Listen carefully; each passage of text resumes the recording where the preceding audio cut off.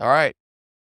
All right, Shane, I just hit record on our second podcast of 2024, and we're back. What's up, Shane? Morning. Let's check if we got you going, I'm recording, you're recording. Let's make sure everything's working. All right, everything's working. So we're back. All right, Shane. I'm excited. So much going on in the in our industry, AI and technology and creativity. And I think we thought it'd be great to sort of dissect Publicis video that released. I think it was about a week ago, where they spent about an hour with a video discussing what they're going to go do and what they've been doing. We thought it was quite interesting. So I think that let's just jump in. Do you wanna tell like, I for some of the people listening to this podcast, they probably have no idea what Publicis Groupe is. Do you wanna give them a little background on it, and we can just kinda riff on that for a sec?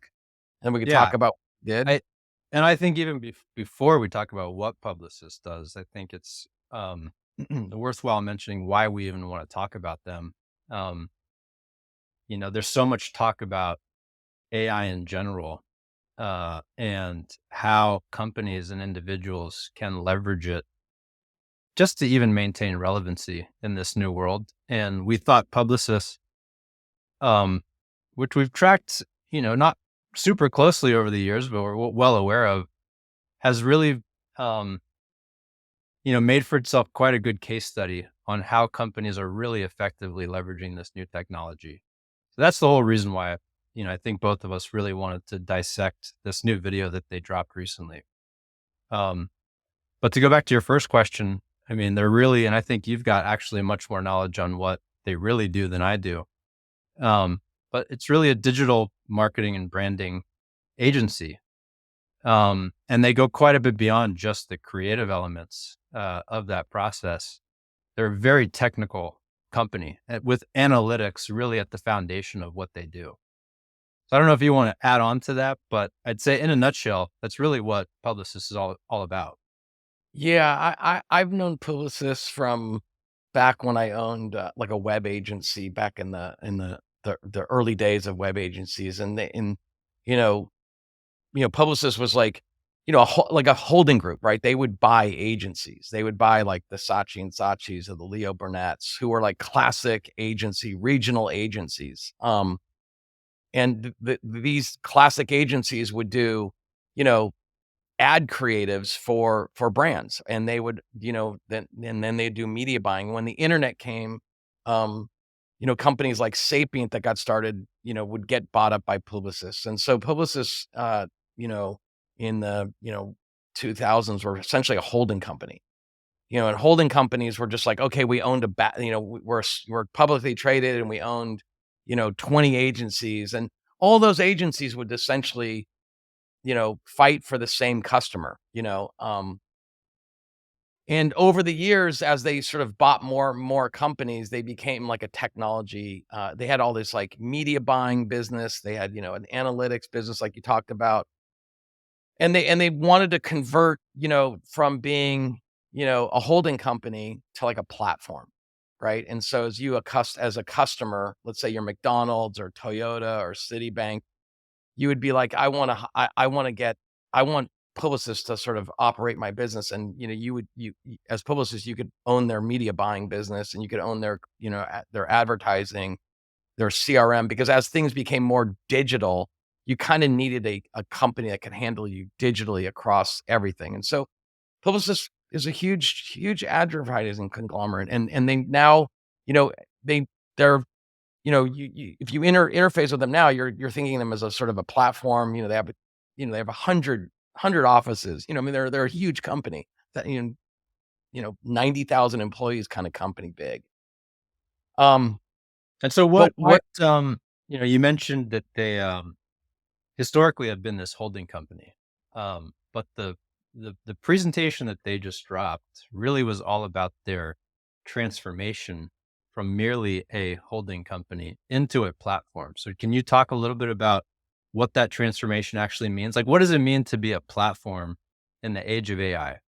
Yeah, I mean, so I actually think that you know, there was a big move for a lot of these holding companies to kind of shed the word holding company and try to become a platform as the internet world got more robust and everyone wanted to be a platform. Like Google's advertising, is considered a platform for many people.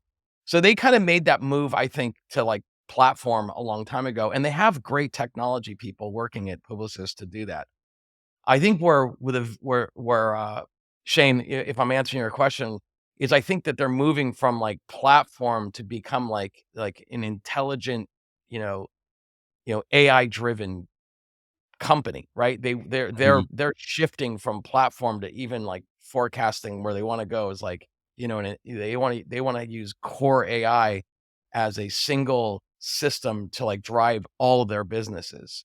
Um, Still a platform, but I think that that's what the video is discussing. And we actually, I think you and I discussed, we think that that sort of forecasting move, from an executive team is is is well done. Do you know what I mean? I think Yeah. that that's why we're talking about them. I think that the way they're discussing their positioning, what they're gonna do to their full business, internally is really well telegraphed, and I think Yeah. that's important. I think it was very clear. I mean, they made it explicitly clear that, this is not a new development for them. They were, at least relative to a lot of the big companies that we see, who talk about AI, were very early on into AI, right? So going back to, I think they said 2018, they first started building this new AI platform with Microsoft.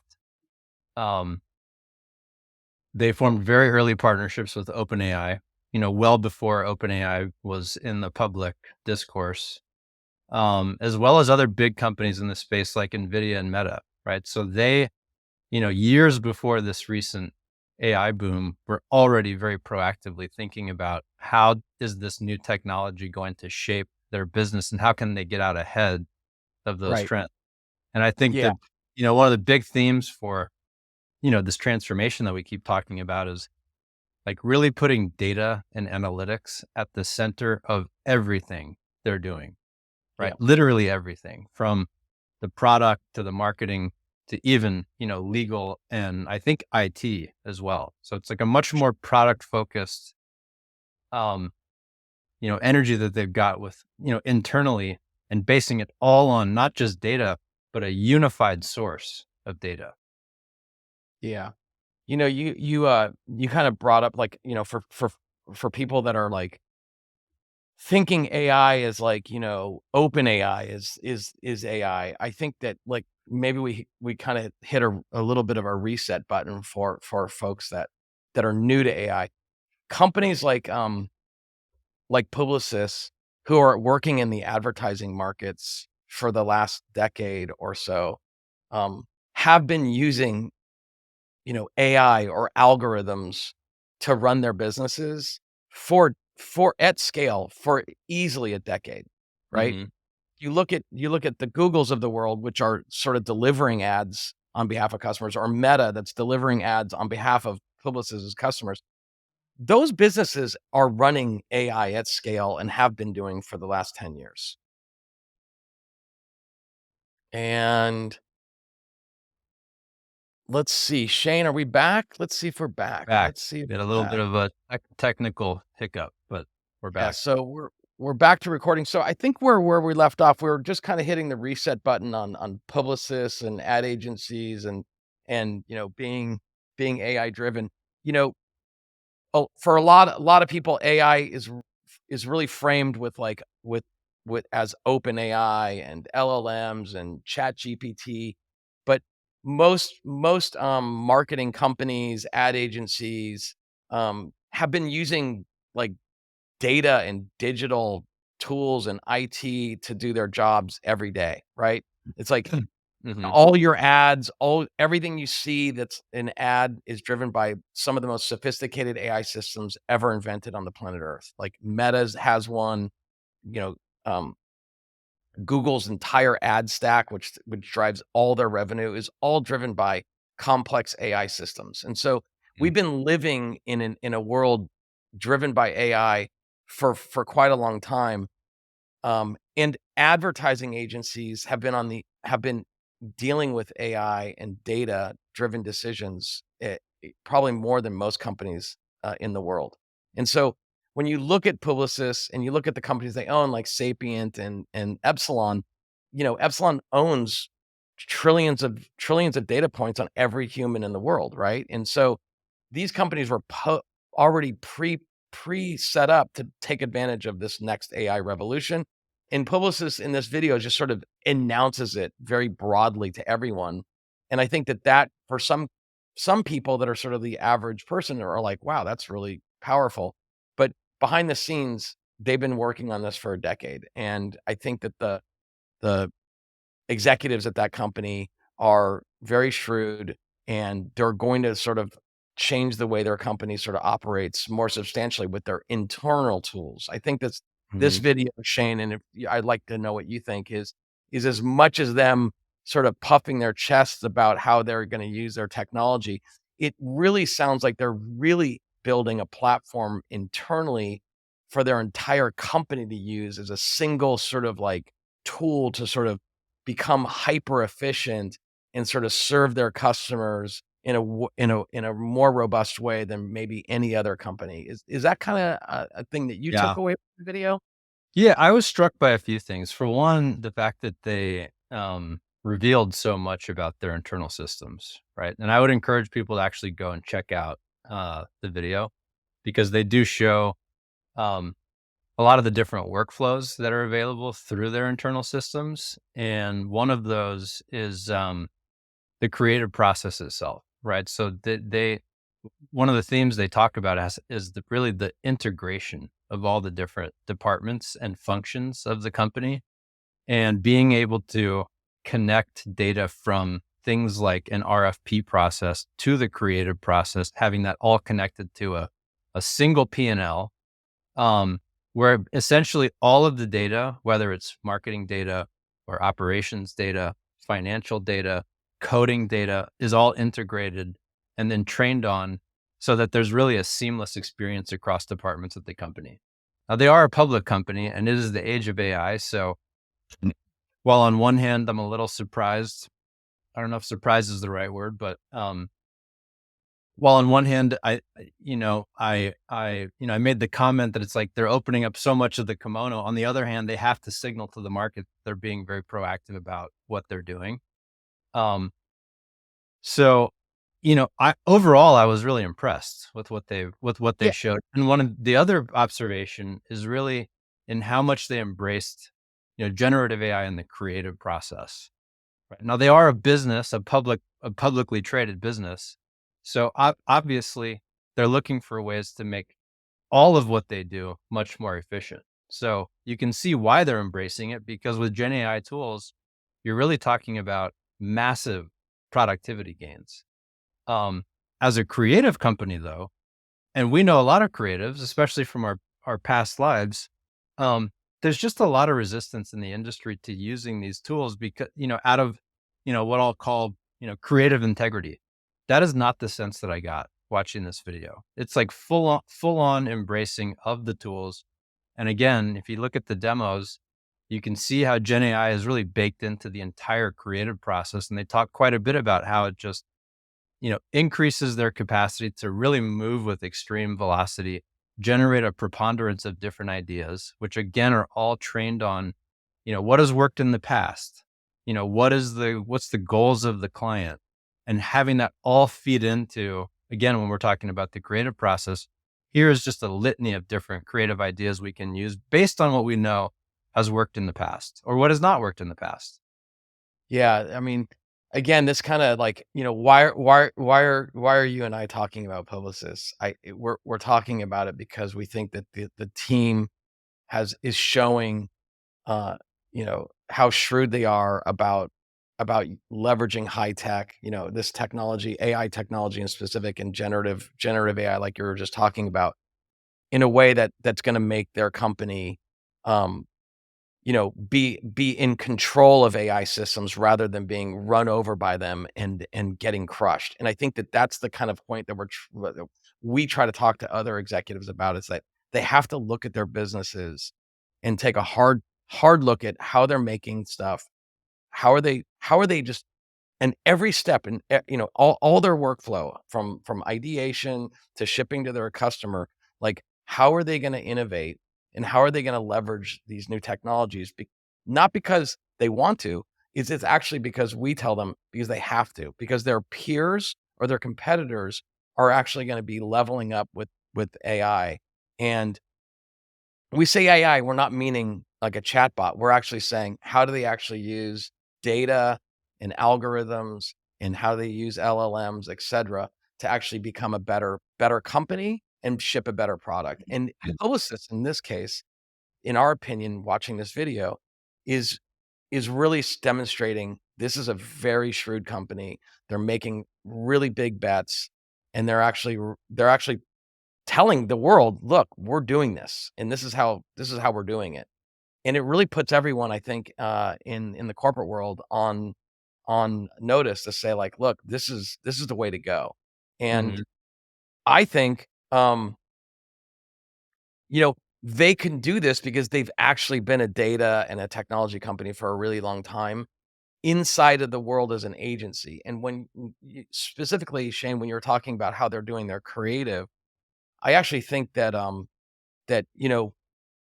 in the past, we had basically television and billboards out of home as the primary output of creative. Like you see a McDonald's commercial, or you see a Citibank commercial, or you see a Citibank billboard. Those are all like thought through carefully with the client and an art director and a creative director. Um, in digital, you're getting to this place where you can actually say, to this cohort, and they have it, their data, they could say, to these people digitally, we need to express the McDonald's message this way. And to this cohort, we need to express our creative message another way. And neither of those two groups will ever see the same ad. And so you are kind of getting this place where in digital, you can show many creatives to different cohorts.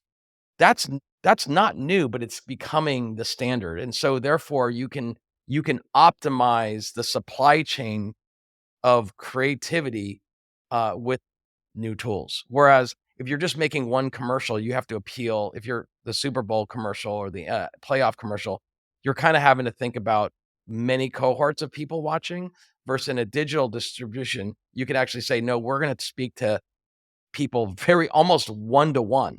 Like, you Mhm. can get an ad that's literally made for Shane or for Anthony, and they have the data to do that, and they have the distribution system to do that, and they have the creative now to do that, which Yeah. is really interesting.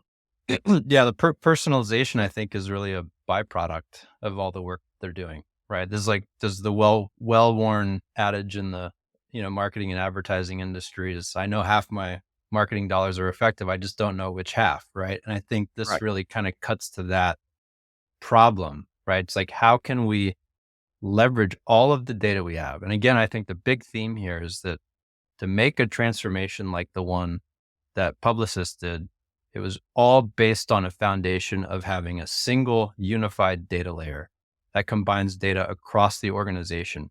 And the byproduct of being able to do that is having a much more accurate representation of their customers and partners, right? So if you know enough about your end customer, not just your clients, but the customers that those clients are trying to reach, you can target them very effectively. So Yeah, obviously, yeah. one of the things I wanted to ask you about is like, who is this good for? Who is it maybe not so good for? Obviously, for publicists, you know, if you can if you can run your company much more effectively, if you can target your customers much more effectively, and we're talking about like literally trillions of data points that they have on their customers, obviously it's good for publicists. They gave a little glimpse into their financial performance because of these changes they've made. They said they're growing much faster, more profitable than their next, I think they said, four competitors. So obviously it's been good for them. You could even argue that it's better for customers. Personally, I know a lot of us are annoyed with marketing in general, but good marketing is great. I mean, it helps you find what you're, trying to locate in the market that's very crowded, right? So you could argue it's good for customers. Um, who is it not good for? Yeah, I think, you know, we're let's like all of this has like, there's many layers to that question, right? And so I think we should just riff on that because I think this is kind of the areas that we're kind of curious about. Um, yeah, this is really great for the executives at Publicis. If you're running a publicly traded company, you are sort of up against like some some business pressures of like, or how do we grow our top line revenue? And if we can't get more customers, we have to just become more efficient. So, you know, uh, this is an effi there's an effi they're boosting efficiency, right? By making this move into building this platform internally. They're building an internal platform for their teams to service their customers. The customers that they have are gonna get probably a product in with more agility, right? If you're if you're taking an RFP and sticking it into a machine and outcoming results with a high degree of certainty that they'll work and they can quickly test it and then throw that data back into the machine and test the effectiveness, McDonald's, Citibank, Toyota, all their customers will actually get probably a better outcome because the agility and speed matters for these companies. What used to take months could take weeks, now it could take hours. That's great. So customers that they have might win. Public executives will win because they're building a hyper efficient machine. Um, where efficiency kinda hurts is like, with hyper efficiency, you probably can reduce your workforce, substantially. Your SG&A is gonna get crushed, which will then help margins, which will help stock price. So I think that if I'm an executive at Publicis, I'm betting that with efficiency, my headcount can change. Hmm. Um and so I think that if I'm in middle management in a sort of publicist sort of company, I'm worried. I'm worried because there's so much change probably happening, and I'm bridging probably the old way and the new way at the same time, and I've needed to do that, but I can look at the way the new way is gonna happen, and my job is probably gonna get eliminated. Now, that doesn't mean that Publicis is gonna go from 90,000 employees to 20,000 employees, but, um, it could mean that in the next 10 years, the efficiency could reduce the workforce substantially. They're gonna probably have to hire new kinds of people that know how to use these systems natively, probably at the technical end. They probably will have to keep their best creatives, who can think really creatively to feed these machines and test stuff. But I you know, if I at the high end, the corporate leadership, I'm probably excited and, really sort of like in a good spot. If I'm brand new to a Publicis, company and I'm on the younger side, I'm probably along for a great ride. If I'm in the middle, I don't know, I think I might be getting crushed. I don't know, what do you think? Yeah. I mean, I think, I think the promise of a lot of these tools is that you can do just so much more with so much less. So I think you're right. Um, especially if you were at Publicis pre-transformation. I mean, that's probably, I know it can always be a scary time because you don't know where the organization is going. And let's say you're a creative at a company like this who just philosophically is opposed to using these tools, which we know many who are. In fact, we know world-class designers who still have not used any Gen AI tools, really just out of a philosophical opposition to what it represents. Um, and I'm also thinking about other companies, like Microsoft, for example, which famously made its own transition, to the company it is today. That transition involved a mass exodus of not just people in the middle layers, but consultants who were working for the company and a lot of executives who were just resistant to change or just maybe didn't have the skills that were needed to get it to where it is today. Correct. Right. So you have to think there's a significant amount of disruption with any transformation like this. But to Publicis' credit, one of the things they did emphasize is that part of the transition is not just shedding talent, it's really training existing talent with new skills. And I think that's a really important theme. As people who are listening have their own companies and they wonder, how can I make the same type of transformation? Part of it really is in, training your existing people, to accumulate the skills that are relevant in this new age. Right. And they mentioned very specifically that, prompt engineering is ever present across their entire organization. It's a job that didn't even exist, a year or a couple of years ago. Right. So like, really No. investing in your Yeah. people to know how to use these tools, I think is a big part of that transition, not just for efficiency, but like simply for morale on the team, Yeah. right?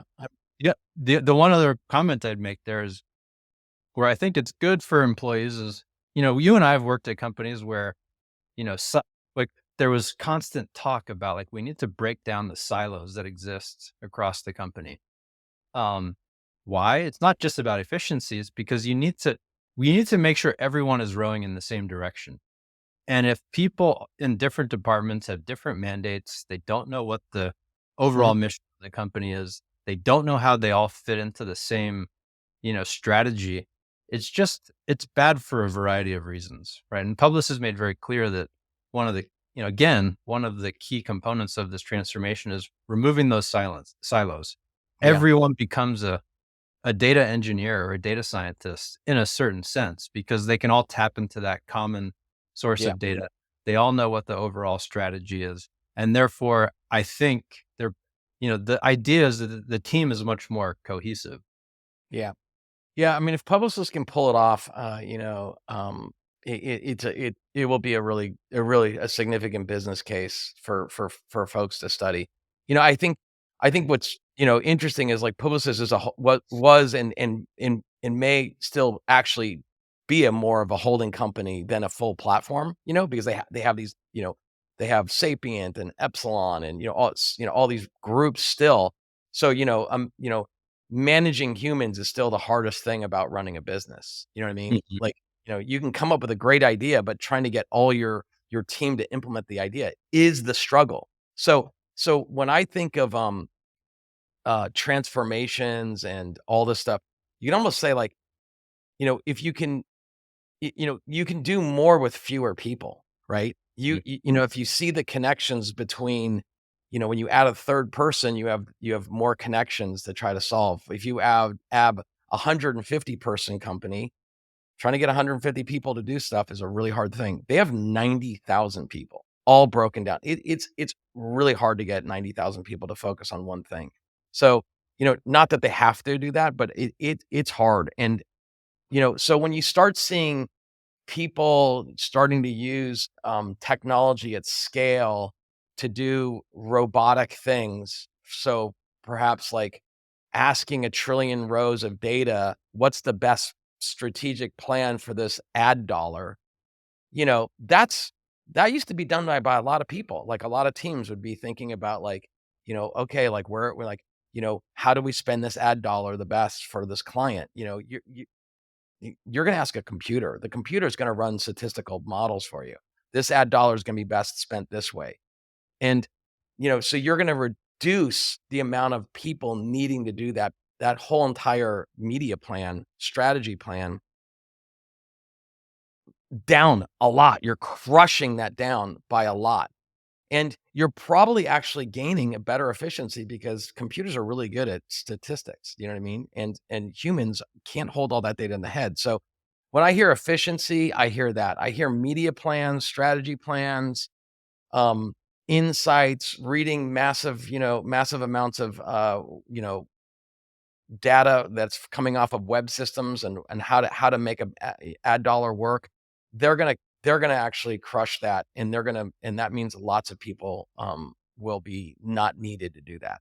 And that Mhm. company will become more efficient because they won't need as many people. And that's a message that we're trying to explain to both executives and workers. Like, we're trying to say, if you're an executive team, you need to do things faster and leveraging technology and AI systems and algorithms to do that faster. If you're a worker, you have to realize that this transformation is going to accelerate faster than you ever imagined. The last 10 years was not fast. The next 10 years, everything's going to move faster. And if you're a worker, you actually have to figure out how to become upskilled, whether your company's paying for it or not. If you're a team leader, you have to figure out how to invest and upskill your team to actually learn how to use these systems to become really successful, because you're going to have better IT systems using algorithms. You're going to need really shrewd teams to know how to use them, and you'll need fewer people to do it. Yeah. I So, think, so I have a few reactions to that. One, I mean, like as I think about our own company, we set out from the beginning to try to do as much as possible with as few resources as possible. Um, and that's a and mandate. That's like a not a that's like that's our mandate. Like, try yeah, to build something with fewer people, not because we don't want the help. It's like we're it's a forcing our. matter of necessity. I mean, as starting a new company, the resources are really tight. Yep. And, um, I mean, it would be irresponsible for us to do anything otherwise. Um, but one of the things you and I talk about quite often is that, we are convinced that the billion-dollar companies of tomorrow are not going to be run by teams of hundreds or even thousands of employees. So you Correct. have to wonder, where are all of the employees going to go? My hope is that with the creation of all these different tools, um, they will be starting their own companies in a lot of cases, going to work for companies that just simply didn't exist previously.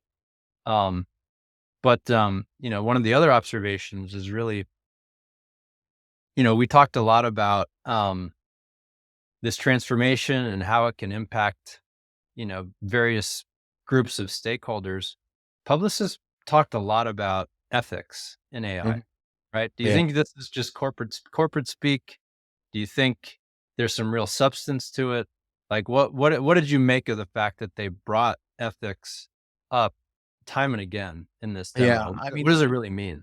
yeah, I mean, that's another multi-layered question, and it's a good question to ask because they talked about it. So like, you know, previous AI algorithm systems, let's just say the last 10 years of the algorithm systems, like, no one, I shouldn't say no one. No one was really discussing how AI was being used in a, company. It was sort of unsexy and uncool.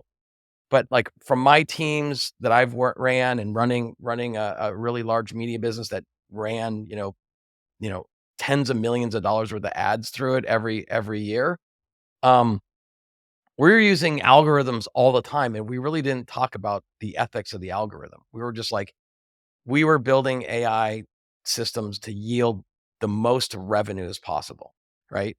Um, is that, and that's where that's now you have to actually talk about the ethics of that, right? Because you're looking at, like, sort of Zuckerberg with Facebook. It's like, to yield the most amount of money off of its users, they have the algorithm tuned to do certain things to you. And this is what Christian Harris is talking about with time well spent.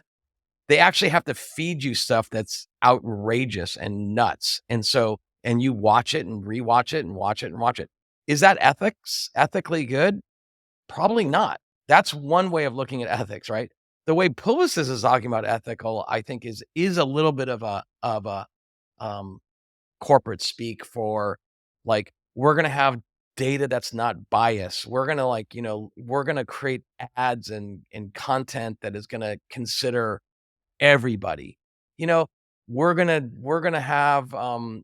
like, roll this out ethically, meaning we're not gonna fire everybody. So there's a lot in when they're talking about ethics. But Yeah. AI, kinda getting back to where I was going, like, AI 10 years ago,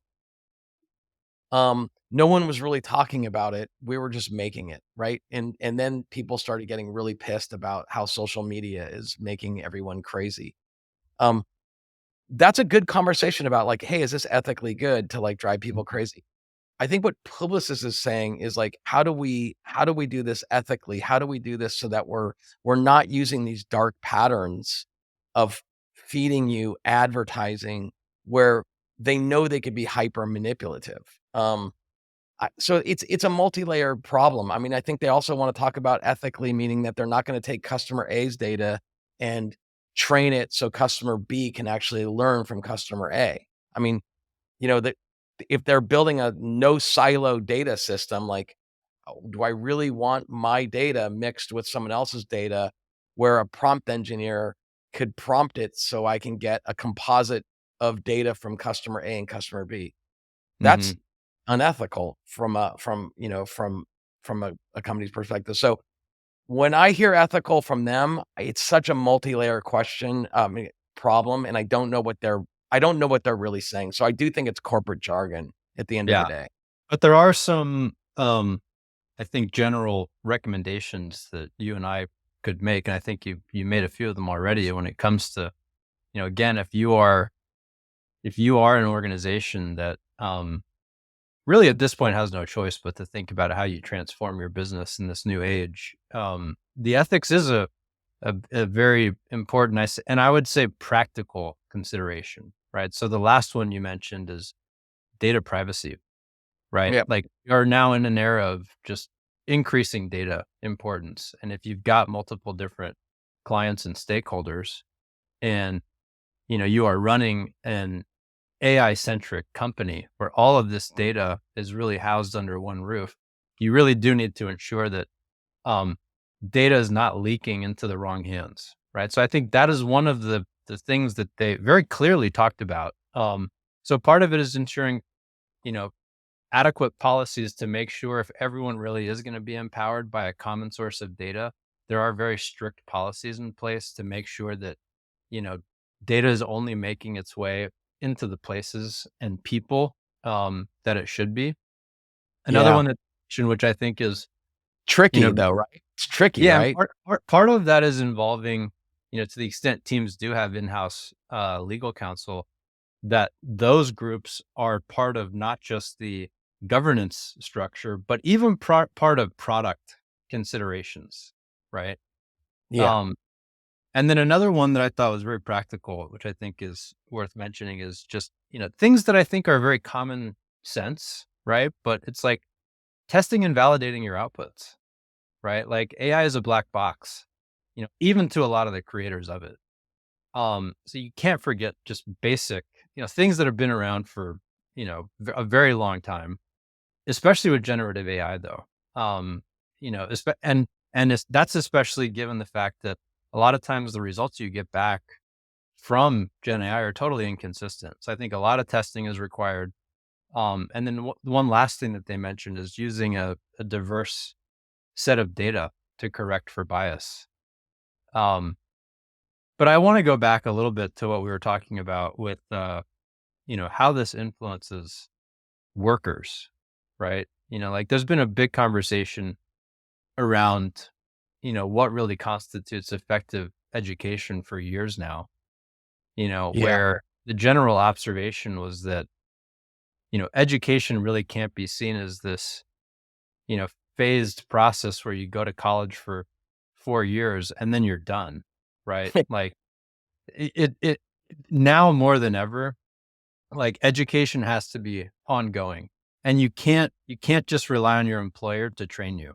Like, it's really incumbent on, I think, all professionals to make sure that they're being proactive about learning what's happening in the industry, and therefore, making sure they're finding good sources of information that they can keep going back to, and, training themselves on to make sure that they're, really maintaining the right set of skills going forward.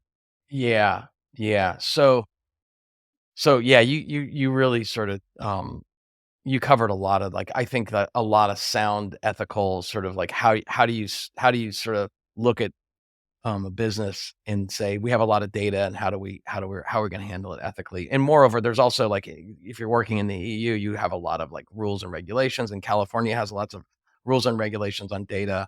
But it's not frankly going to be easy for publicists to pull this off. I mean, and frankly, some of like their black boxes, most of their team have no idea work, you know what I mean? How they work. But what you just said about sort of like, education and, you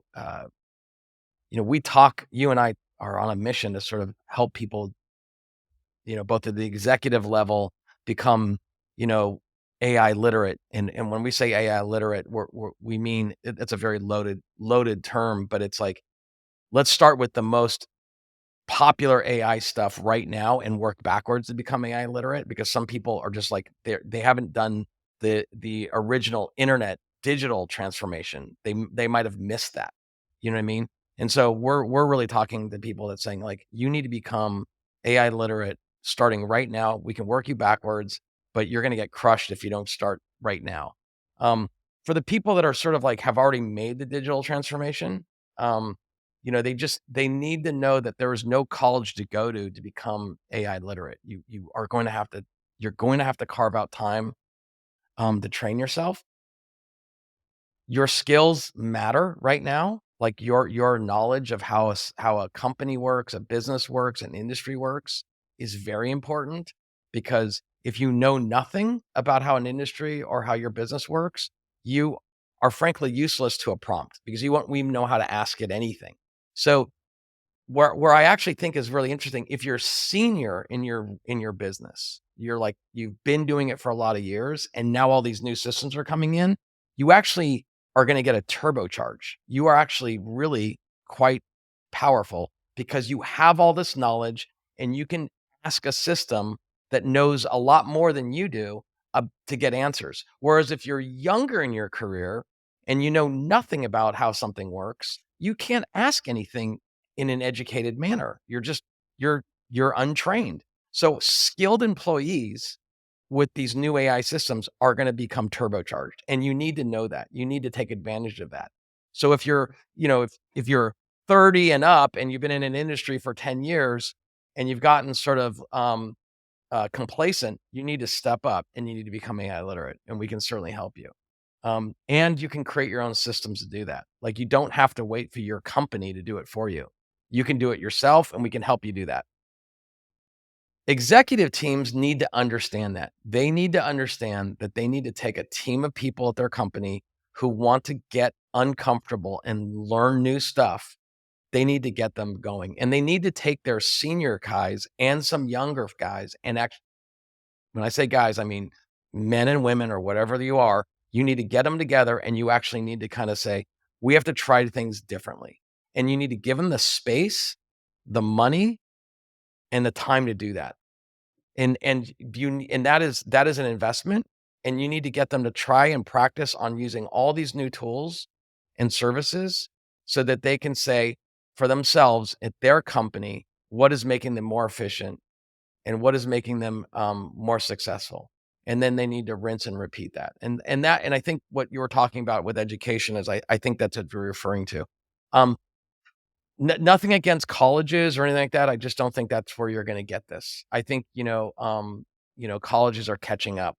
They do have great machine learning programs. They have great, like if you wanna become a machine learning expert, absolutely go do that.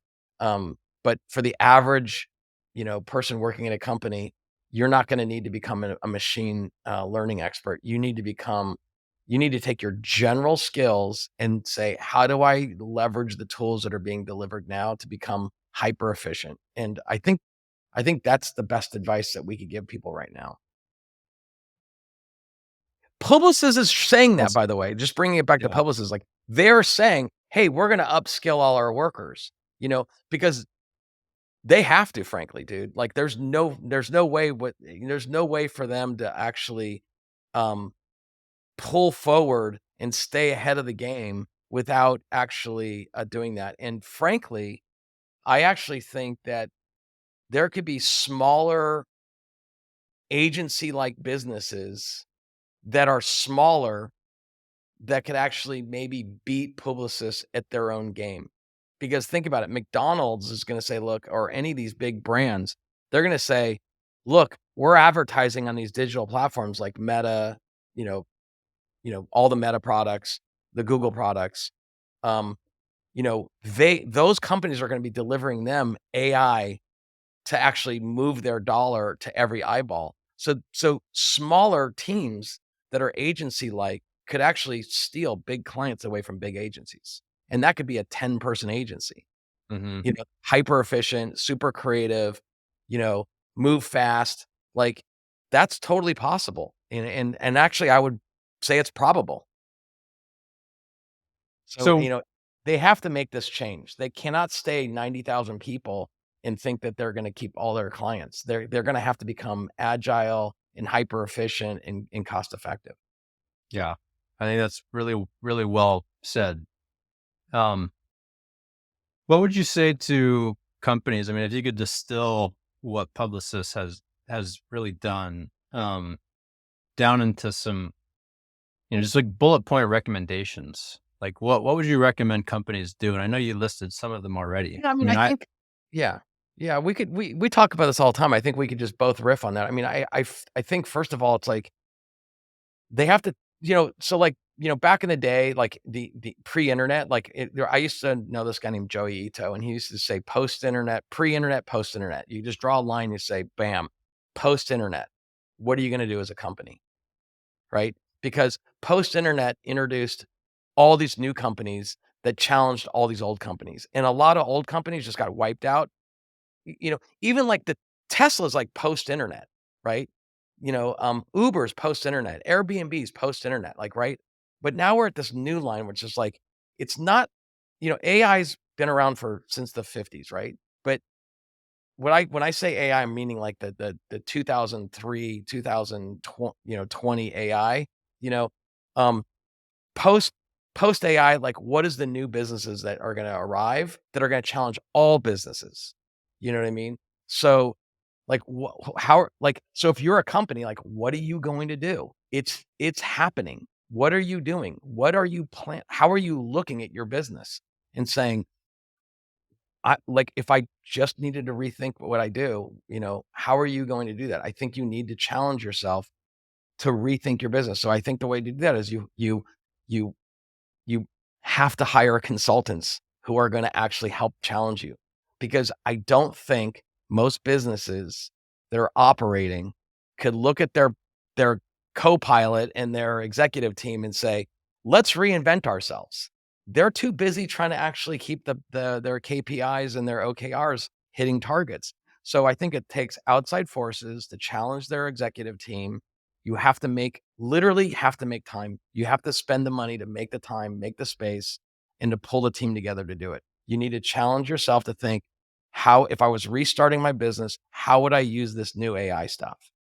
And when you get the result of that, then you need to go implement it. Publicis has been doing it from 2017, but they've actually done that work, and they've just telegraphed in this video how they're going to go do it. I would tell every executive, watch this video, think about their business, and then think about how implementing this. Um, mm, but I do think that they need to think about the workers they have, find the ones that are gonna actually not be afraid of AI, the new AI systems, because that team that you have an institutional knowledge that is so important, because when you ask a new modern AI system something, it's gonna give you back a result. You need a really smart person on the other side saying, "That's not right." If you mhm, handed it to a young person who has no experience, I mean, not in age, but young in career, they're gonna say, "That sounds accurate." But so your senior team is really important. mhm, And so you might not need as many of them. So, if the question is like, how does a company do it? It's like, take your senior talent and invest in them. Take your talent that is young in career, doesn't matter about their age, and say, "Buddy, you're gonna have to get ready and to start using these systems to get your job done." And you're gonna have and they just have to be worked into your daily work ethic. You know, Force people to do it as an exercise. Force them to try something different for a month, and then judge the results. The stuff that didn't work, don't do. Stuff that's working, figure out how you can operationalize that in your system. and use it. And then when that stops working, replace it with a new system. Mm. But doing nothing, Shane, you and I always talk about BlackBerry. You know, the iPhone dropped. Everyone saw it. BlackBerry saw it. They didn't react, and they are wiped out. Mhm. Every business guy I know had a BlackBerry. None of them had an iPhone. The iPhone dropped. It was not as good as that BlackBerry, but they didn't innovate. They put their head in the sand and they got BlackBerried. I think there's going to be, I really think that there's massive opportunity for startups. And if there's a massive opportunity for startups to challenge the incumbent players, that means that the incumbent players need to know that and figure out how to like thwart those startups. You know what I mean? Because that they have the incumbent talent, the incumbent customers, but they may not have the ability to actually service them the same way. So, you know, you have to ask yourself, you know, I know that post AI is going to explode with new companies, new services, new things, just like how the internet did in business is going to happen again. And if you're a big company, you have to actually go, we can't let that happen to us. We cannot become BlackBerry to the iPhone. And Publicis, I think is just totally on the right track. So if I'm Omnicom or if I'm another agency, I'm like, wow, man, these guys, we're not going to be able to compete. And how do we adjust? Anyways, I'm ranting here. You should probably tell me to stop talking. No, I think that's all great. I mean, I totally agree. I think if you are, a legacy business, you've been around for a long time, um, and you've done things just very differently from what a company like Publicis does, then what this all implies is really a massive transformation.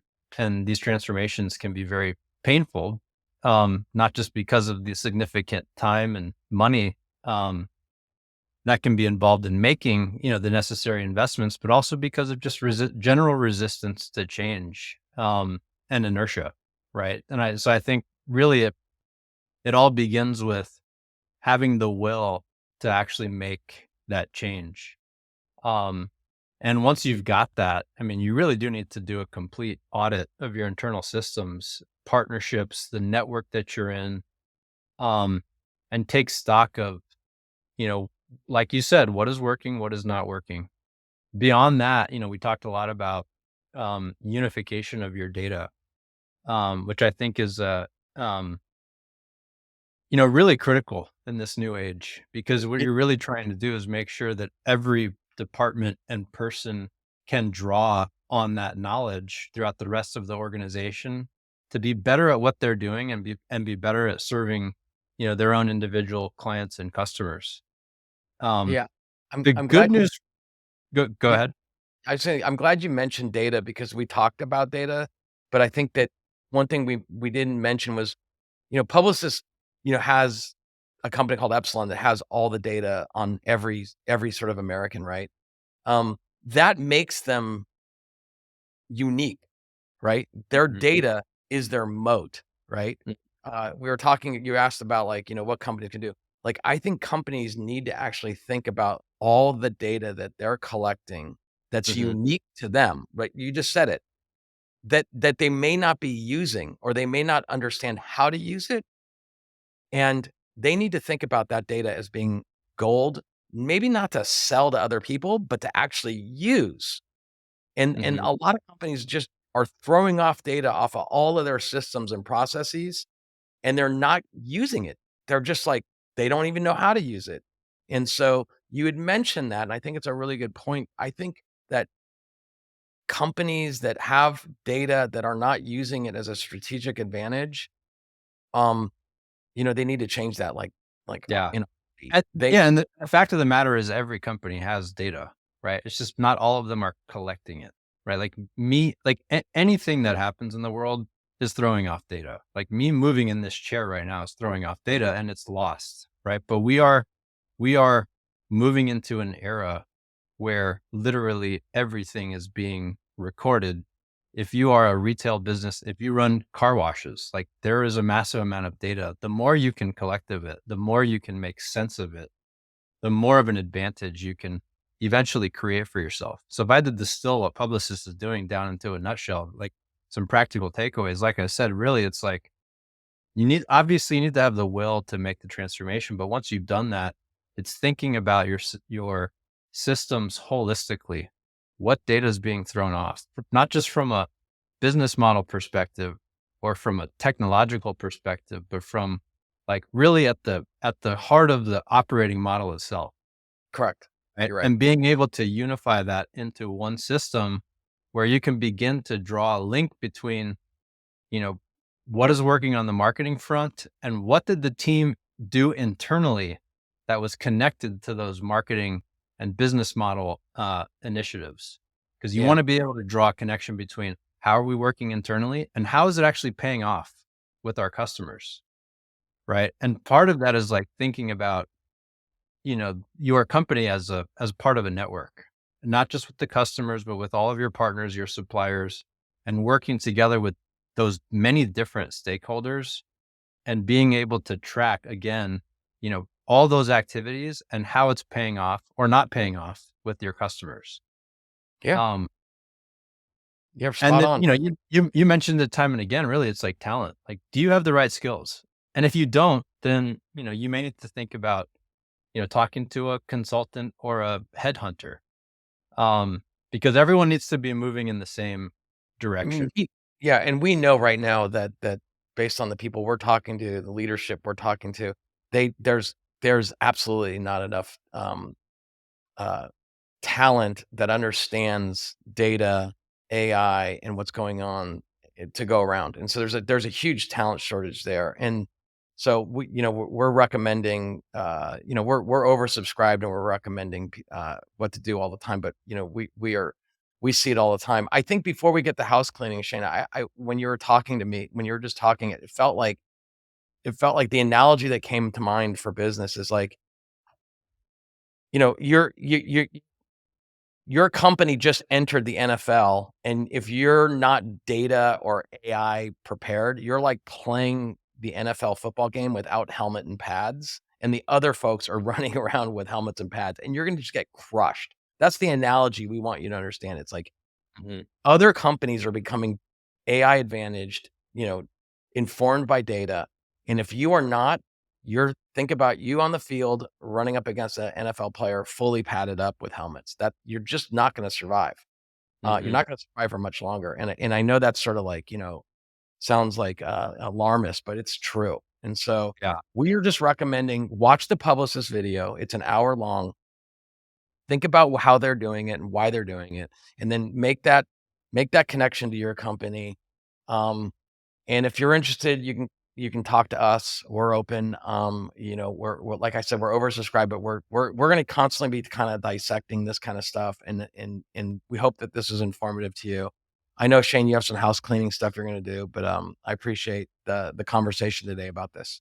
Yeah, I think more than anything, it's like it's not just about the people running the businesses. It's, what we are doing with our new company, which I think we should um shamelessly promote a little bit, is really trying to make sure that if you are just a working professional and you don't really know what's happening, or maybe you're even resistant to, using a lot of the technology because you've heard the doom and gloom. What we're really doing is in service of you. Like, how can we make sure we provide a resource that keeps you current with what's happening in the industry?